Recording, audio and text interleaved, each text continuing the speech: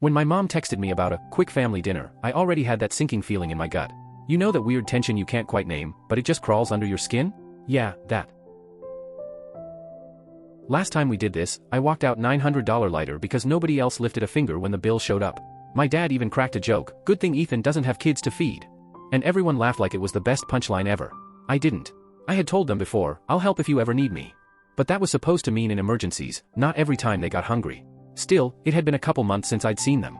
Guilt does a funny thing, it whispers in your ear until you cave. So I said yes. The night came. I walked into the restaurant and spotted them immediately, long table by the window, wine glasses already clinking.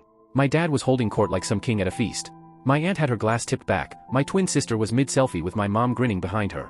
The whole scene was alive, except there was no seat left for me. I raised a hand in a little wave, expecting at least a spot to slide into. But my mom turned, smiled politely, and pointed behind her like she was showing me the bathroom. "You can sit there. We need space for the real group." I froze. She didn't even blink when she said it. Just turned back around like nothing happened. I glanced at the seat she'd picked for me, a lonely two-top shoved between the swinging kitchen door and the bathrooms, dim light flickering overhead. The kind of spot they usually reserve for cleaning supplies, not people. So, fine. They wanted me as background noise? I'd play the part. I sat, ordered an old-fashioned, and when the waiter leaned in again, I slid him my card with a calm smile. "Mine's just the drink. But everything from that table?" I pointed toward the royal banquet in the corner. "Put it on them." His eyes widened for half a second. I think he almost smirked. "Got it?" I asked. He nodded. Yeah, he got it. What followed was like sitting in the audience of a circus. Plates flying in, laughter echoing. My uncle tackled the biggest ribeye on the menu. My sister had 2 appetizers going at once. Dad ordered a $130 bottle of wine and poured it like he was filling up soda cups. My mom kept flagging the waiter like he was her personal butler. They were living it up, and none of them had the faintest clue. I sat back, sipping my drink, watching the show. Every clink of their glasses was music. Every order scribbled down was fuel to the fire I'd set. And then, the eruption.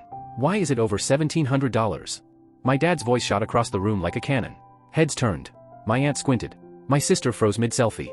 I stood, calm as ever, and strolled over like it was simply time to leave. I paid for everything. Even left a tip. My dad's face lit up like I'd just handed him the keys to a new house. My mom gave me this rare, glowing smile I hadn't seen in years. For 1 second, they looked at me like I was their hero. I waved casually and walked out. Simple. Clean. Except, not really. Because the waiter?